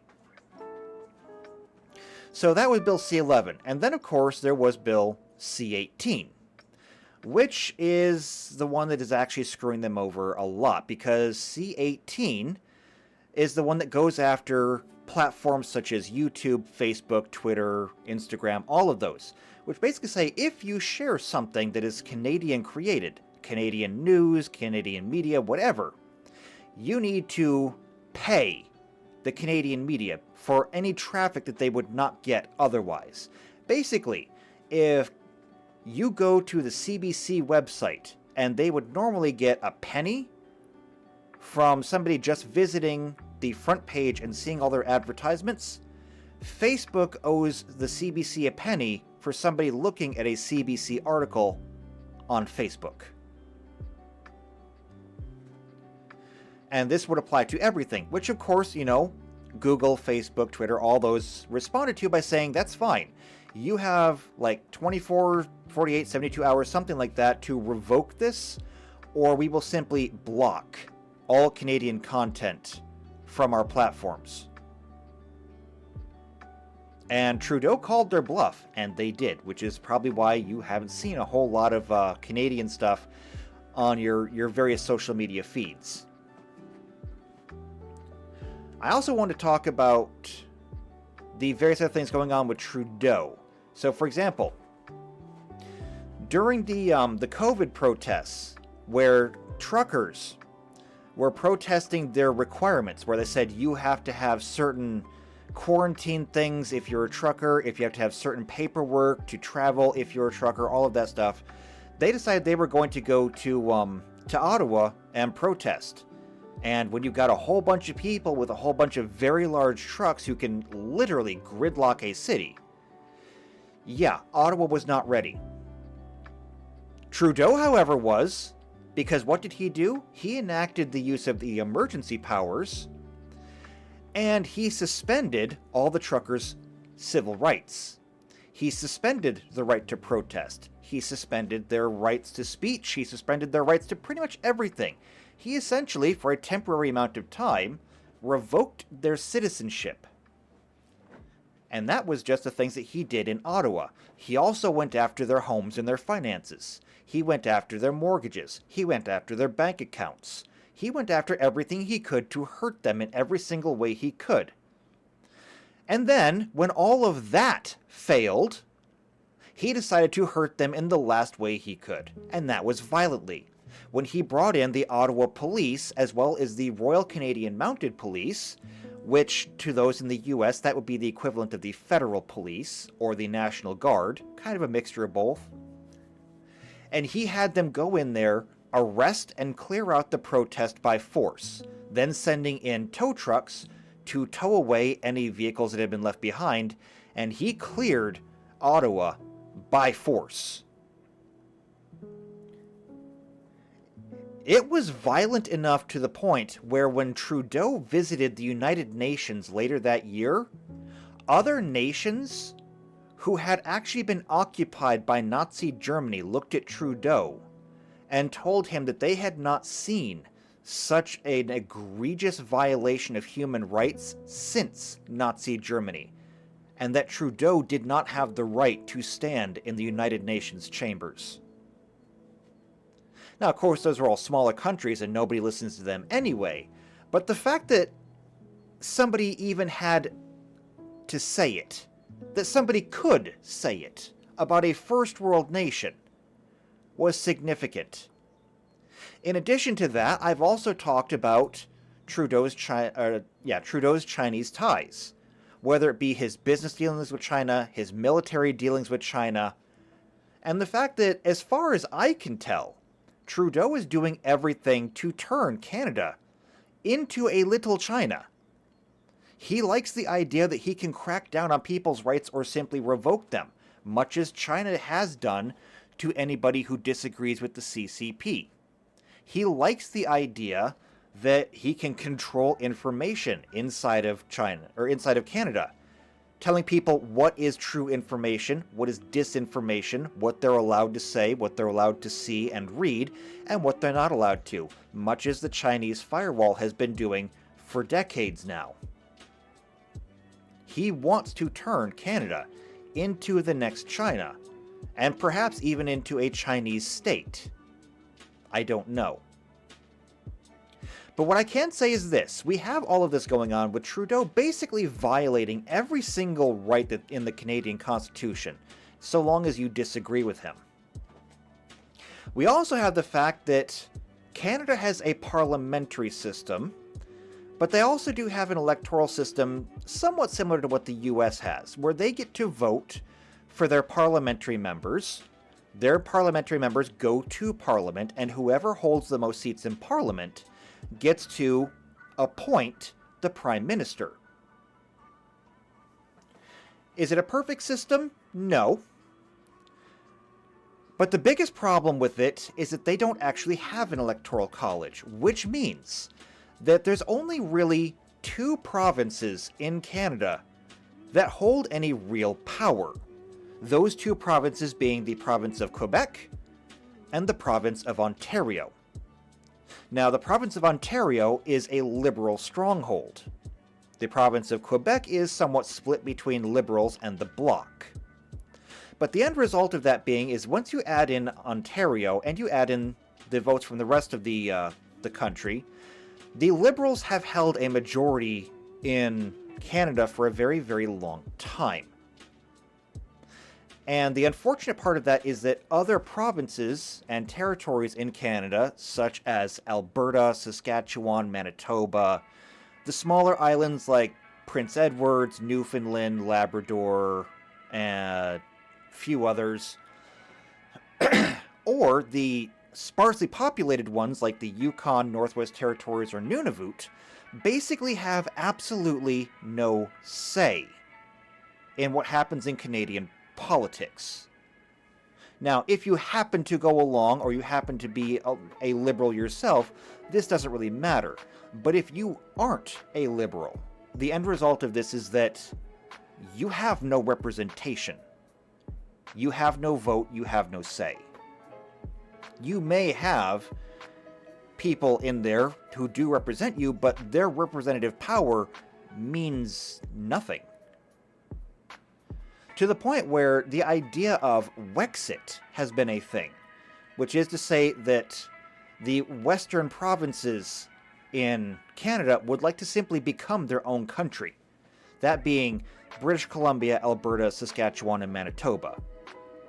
Now, British Columbia is liberal, and they probably agree with everything that's going on, but the fact is that British Columbia could not stand alone. And Alberta, Saskatchewan, and Manitoba, even together, could not stand alone. They have no voice, they have no standing, they are essentially being taxed without representation, and they would like out. It's not going to happen. But it is evidence to the problem that we're seeing. And since we're speaking about English things, why don't we go ahead and take a look across the pond. Now, this is a story that'll probably get me into trouble on YouTube, but I don't really care. I'm going to talk about it anyway, because it has been a problem for a long time, and I'm going to talk about it now. Which is to say that the UK has had a problem with migrants for a very, very long time. They have had migrants coming in from primarily the Middle East, some from Africa, some from, Middle East, Middle Asia, that kind of area. They've had people coming in for a long time, and they've had growing issues with them.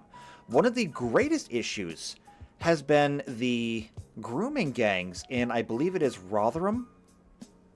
Not positive on the name. I don't know England that well. The point is, however, that it has been a problem.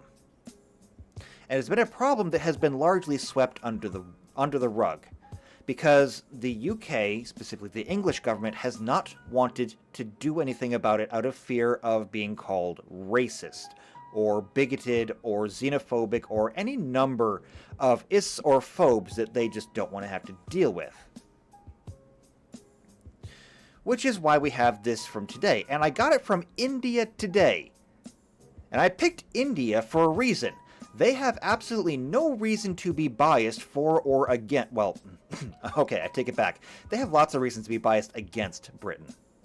But they have no reason to lie for Britain. So it says here, the UK vows action against grooming gangs, but why are British Pakistanis under the radar?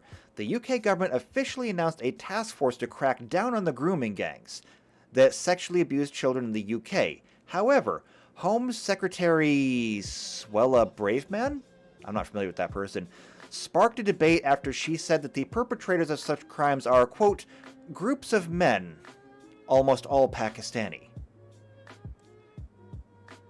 She said the quiet part out loud, because what hasn't been said is the nationalities or origins of many of these people, because it is actually a factor.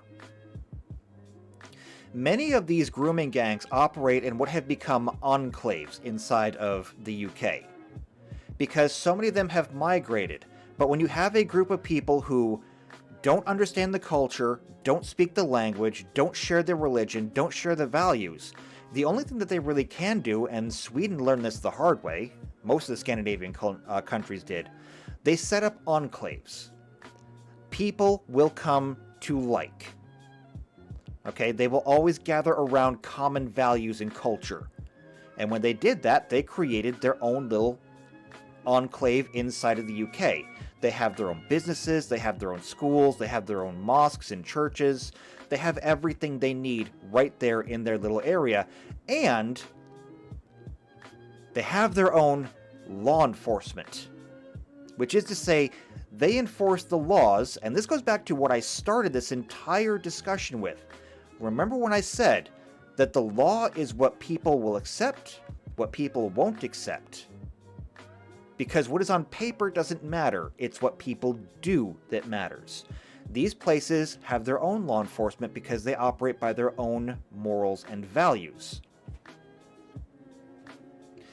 And they are very good at keeping the normal British police out. Which the British police, of course, are very embarrassed by and don't want to talk about. This has been going on for years and years and years, and the UK government has done a very good job of shutting down pretty much any person who dares talk about it. And when I say that, I mean that there are people who I can't talk about because YouTube will probably censor the stream then if they haven't done so already. But people have been fined, people have been arrested, they have been silenced, they have been banned from different social medias at the behest of the British government for simply talking about this. Now, why do I want to put this into a discussion on faith in government?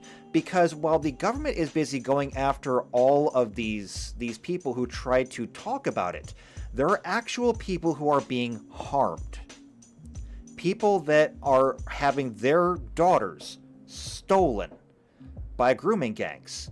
And sometimes they don't just get groomed. Sometimes they straight up disappear. Liam Neeson style. They're just gone. Your child goes to school one day and just never comes home. And no, you never see them again. They're just gone. There is zero chance of ever finding them again. This has been a problem for a long time, and the more the government does not do anything about it, the less confidence the people are going to have in the government. And why would they? Similarly, Britain has had an immigration problem. They have had one for a long time, which is to say they don't have any kind of rules that they're enforcing when it comes to immigration. It doesn't matter how you get there. By plane, by train, by boat, swim the English Channel if you have to. If you can land on British shores, then you're just there. And this is just one article that I managed to pull up. There are many of them. The fact is that when you go to a place like London, many English people have said that English people don't exist in London anymore. And that is technically true. English is now a minority in London. which is the capital of England. Pretty sure it's capital of England. Almost certain it's the capital of England. And it's no longer English.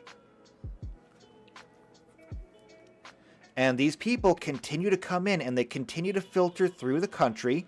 Many of them go to London, but as London is becoming overcrowded and overpopulated, they have to go other places. And so they are going to other towns. They're going to Reading. They're going to Bristol. They're going to all the different towns in the area.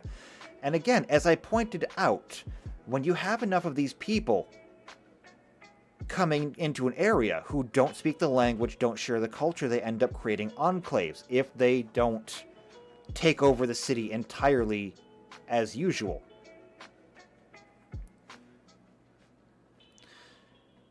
And a lot of the English are noticing, because many of the English are noticing that they can't get jobs.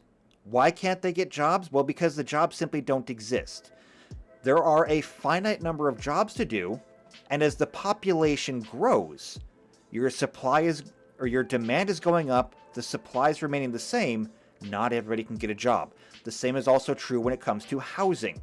I saw an article not an article, but I saw a piece from the Lotus Eaters the other day talking about a 20-something-year-old woman who says that she's got £50,000 and cannot get a house because she can't find anywhere where the $50,000 will cover the down payment for a house, much less being able to afford the mortgage or payments afterwards. And so they're heading for destruction, they're heading for oblivion, and the English have noticed. And the English want answers. But the only answer that they're getting is the fact that we understand what you're saying, we understand you have concerns, however, we don't have any plans to do anything about this at this time.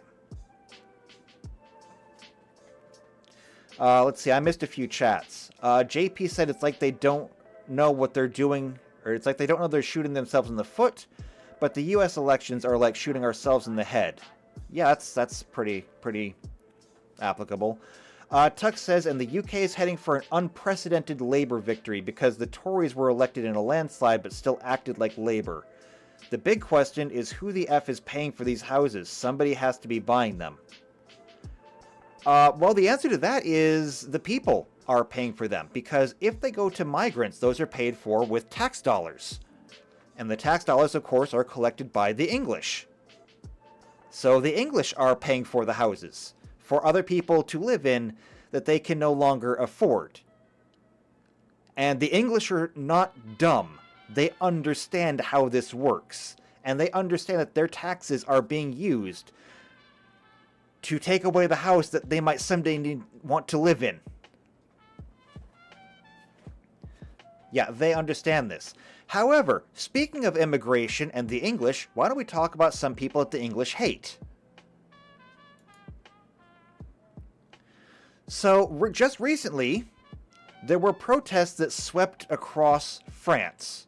You might have heard about it, you might not have heard about it, since protesting and rioting seems to be the new French pastime. After all, we had the Yellow Vest protests that went on for roughly, 2 years, 3 years, and JP says I have to run. Well, I'm glad you were here, JP. Have a good day. Anyway, though, like I said, we had the Yellow Vest protests in France for like 2 or 3 years where they went through and they basically marched through the streets and torched everything that was on them.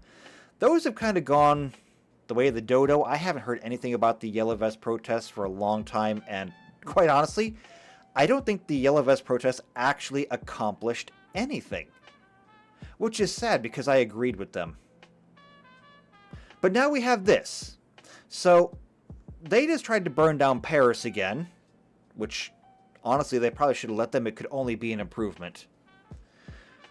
But we had protests that swept across Paris and other cities. Now, what happened? What happened is very simply this. There was a traffic stop. Okay? Now, the reason for the traffic stop doesn't matter. I'm not even going to get involved in it. What does matter is the fact that during this traffic stop, there was an Albanian, something like that, man who was driving, and he got into a conflict with the police, and the police shot him dead. And because of that, people took to the streets and they protested police brutality, they protested immigration discrimination, they protested all of this. However, I don't recall ever hearing if the Albanian guy was there legally or not. What I do know is that many Albanians or Algerians or just most of the somewhat African people that are there illegally, because it's a lot easier to get to France than it is to get to the UK for a variety of reasons. And so there have been a lot more migrants coming to France, and France has finally just given up. France has actually ordered a stand down of all of their border patrols. So no more beach patrols looking for boats that are coming in for the shores. They say if there is a boat coming, don't stop it, or don't try to stop it. If somebody is in trouble, help them. Just no longer enforce the border. Don't turn them back, or don't try to sink the boat. Don't do anything. People that are coming across the border through the land routes are no longer being stopped as well. They've just completely given up. And so when we see things like this, we see police encounters with different migrants that are coming through, whether they be legal or not, these things are going to continue. Partially because if they are illegal there, then they already have no reason to respect law enforcement, and these things are going to happen more. But even if they are legal in some way, if they don't share the culture, they're also not going to feel necessarily obliged to follow the different laws that are being put in place. And they're not going to show the French people any respect either. So this made stories for a while. It has since died down because, well, this is just kind of the status quo in France now. And the French people know it. I mean, these kind of things happen all the time. There's always a flare-up between some immigrant population and the French police somewhere in France, whether it's a major city, where it's the rural communities where the people are going. The problems are there, and they've given up trying to fix it. They've just said, this is the way we're going to have to live now. In fact, I do believe that Macron actually said, this is the way it has to be now.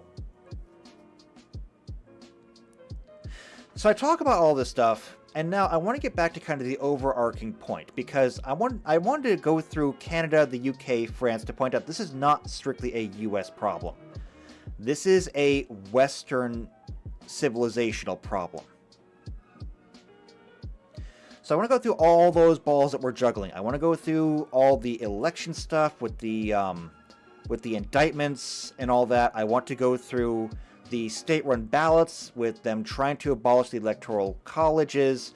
I want to talk about Trudeau's censoring of information with the Time magazine shadow campaign that they admitted to. I want to bring all of this back. I'm going to wrap this up all in a very nice bow, and maybe we can get out of here for lunch.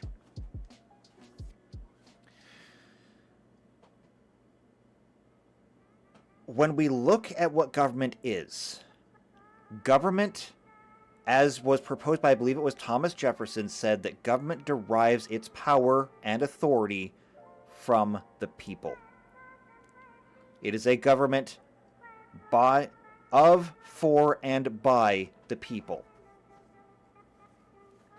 Because he realized that, we had a king, and then we overthrew the king, and we became independent.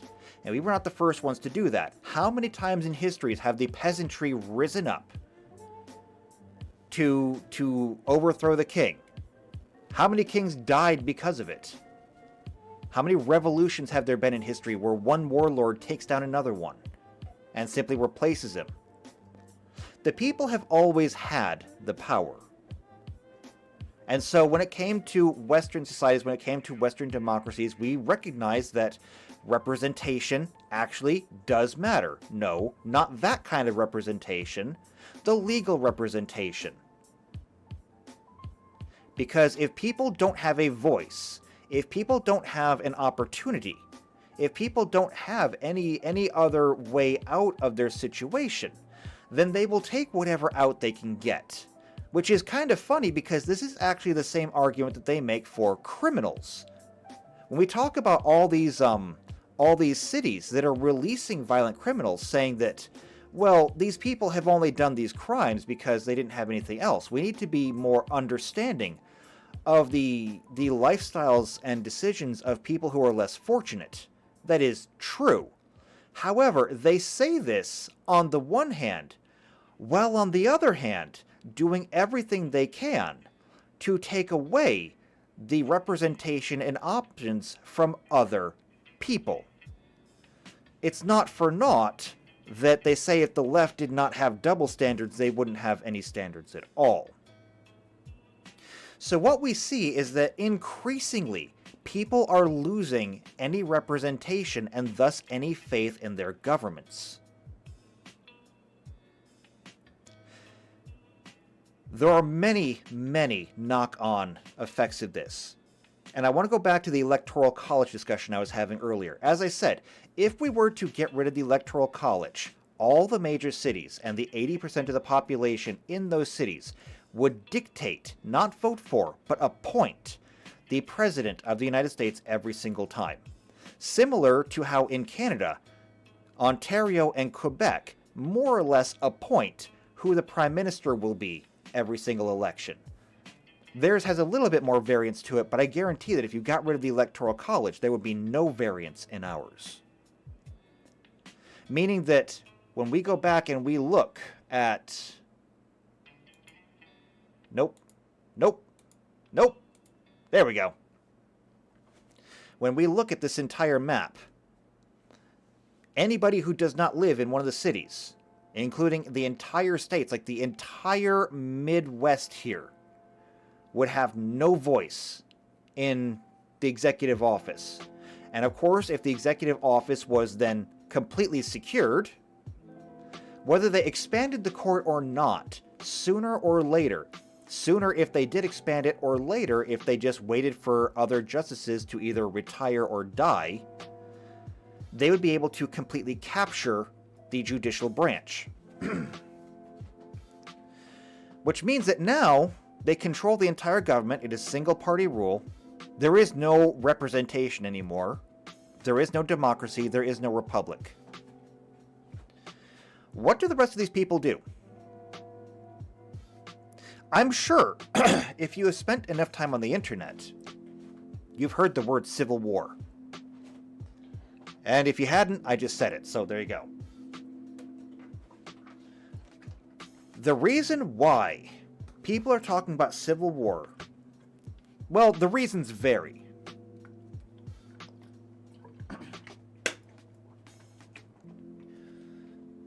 But to borrow a phrase from the left, they love to say that violence is the language of the unheard. They love to use that as their excuse when it comes to things like rioting, things like looting, things like this. Especially since it tends to happen in poorer, economically deprived, or minority-dominated neighborhoods. I like to say that these people have been oppressed, and violence is just the language of the unheard. Okay, well, let's take you at your premise then. What happens when every single one of these red squares, or not squares in some of these cases, but every single one of these red areas, what happens when every single one of them is now the unheard? Because if this was to go through, if we got rid of the Electoral College, if we were able to capture the executive and judicial order, that is exactly what happened. They would then be the unheard. They would be the ones who were being taxed without representation. Because the tax code could simply be written by the executive office. After all, Congress may hold the purse strings, but the executive office could essentially write it for them, veto anything that doesn't fit, and the judiciary would be able to rule that, yeah, no, this is good. Which means that these states could be taxed into non-existence. Or they could even be taxed unequally. They could be taxed extra. Or we could have the funding for these Midwestern states diverted to places like California, who is currently running a massive deficit.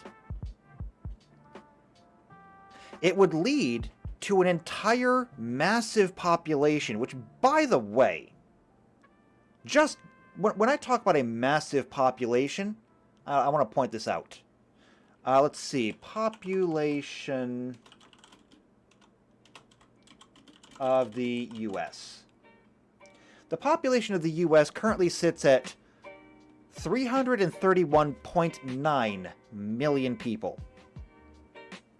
So I'm going to do some quick math here on my calculator. So 331, and then that's a 9 with 5 zeros. Divided by, well, actually, hold on. Not divided by, times 0.2. That would be 66,380,000 people. Okay, that is 20% of the U.S. population. 36 million people that have been completely disenfranchised. Now, do you want a number to put that in context? How big is the U.S. military? The U.S. military is the world's third largest army in terms of manpower, with about 1.4 million active military personnel in 2022. If I just do some simple math here and divide this number by 1.2 million, let's see, hold on. I did that wrong. That's 2 followed by 5 zeros. There we go. That means that the 20% of people who live in those rural areas outnumber the U.S. military by 55 times.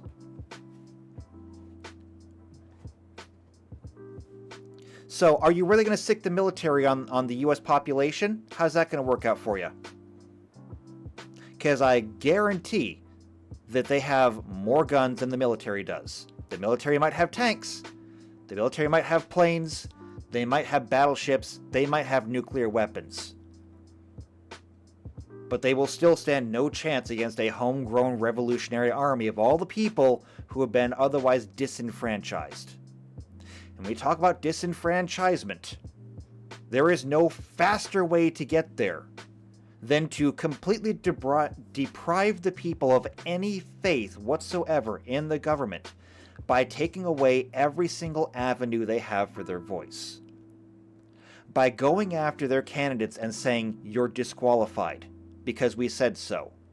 Or by simply removing the option for them to even be voted for in the first place by saying, "We make the ballots, we get to pick who you vote for. Your vote does not matter to us."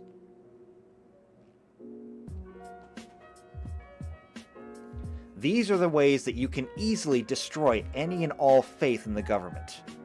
With the unequal practice of law at the judiciary or even at the policing level, by arresting some people or fining them and letting other obvious moral or obvious lawbreakers go, people lose faith in the system. And when they lose faith in the system, they stop participating in the system. And when they stop participating in the system itself has one of two choices: to either let them go or to respond with force, to say, "You don't have a choice any longer, now you must." And if you choose force, the only response you will get is force. And at that point, you have a war. And this is why faith in the government is so very important.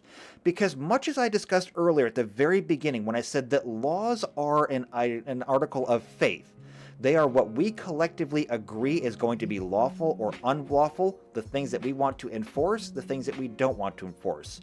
The government is strictly and only an extension of that. We will only have the government that we believe in. And if you try to put in something that we don't believe in, we won't follow it. That is just human nature.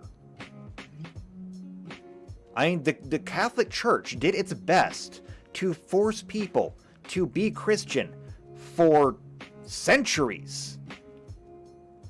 The Islamic nation has been trying to force people to be Muslim for centuries. How well is it working for you? It's not. Both of them are losing population and have been for some time. Mind you, their populations are enormous, so it's not like they're losing population anytime soon. But they've also had to switch tactics and said, we can't force it, we have to try to attract people in. In terms of Christianity, that has been presenting people with community and saying, wouldn't you like to be a part of us? When it comes to Islam, it's mostly been, look at how screwed up the rest of the world is. We know what we're doing. Join us. But when it comes to the government really doesn't have that option. All they have left is force. Or at least the government on the Democrat side, the liberal side, the I don't know, Labour, Tory side. I'm not sure where they line up over there in the UK. All they really have left is force, unless they're going to start making concessions and start playing by the rules again. But they're not interested in playing by the rules. They're interested in winning. They're interested in winning by any means necessary. What happens when they can't win by any means necessary? What if they're in a position where it doesn't really matter what they're going to do? They're going to lose. Well, I suppose if you're going to lose anyway, you may as well flip the table and set the house on fire. Because at the end of the day, if you can't win, maybe at least you can take solace in the catharsis from making sure that your opponent can't win anything either. And that's where we're headed right now. Is it possible for us to pull out of this? Yes, it is. But it's also going to require the people who currently stand to lose everything to learn how to lose gracefully. Or for somebody else in their own party to come through and remove the bad actors and take over. It could happen. It's not likely to happen, but it could. However, that's about all I have to say on the subject. So, that is my interpretation, my take on the idea of faith in government, and specifically what's going to happen if people do eventually lose all faith in government and we cannot restore it. So maybe that gives you something to think of. If you're watching the news, try to kind of keep that in mind. Again, I do try to present you with lenses here that you can use to kind of explore your daily life in. If you're watching videos on YouTube, watching the evening news, try to keep these things in mind and think about it as they give you their side of whatever story it happens to be. So, I hope you took something away from that. If you did, and if you enjoyed this at all, subscribe to the channel, hit the bell icon, that way you get notified when these videos come out. If you know anybody else who might also benefit from having this kind of stuff explained to them, maybe you've had similar conversations and you'd just like to present them with a long-form explanation, share the video with them. But otherwise, even if you're not going to do that, do this for me. Leave a like on the video. Leave a comment down below. I didn't even like my own video. Hold on. There we go. I liked my own video. If I liked the video, you can like it too. And Tux says, don't worry, your one eye will be made up for people with 3 or 4 eyes growing on their face after the nuclear fallout. Well, hey, if I'm part of there, maybe I'll grow a 3rd one and it'll finally make me equal again. So that's gonna... What if it's like the 3rd eye in the middle of the forehead? That's gonna make my world really weird. Imagine walking around with your head just tilted like 45 degrees to the right the entire time. Or left, either way.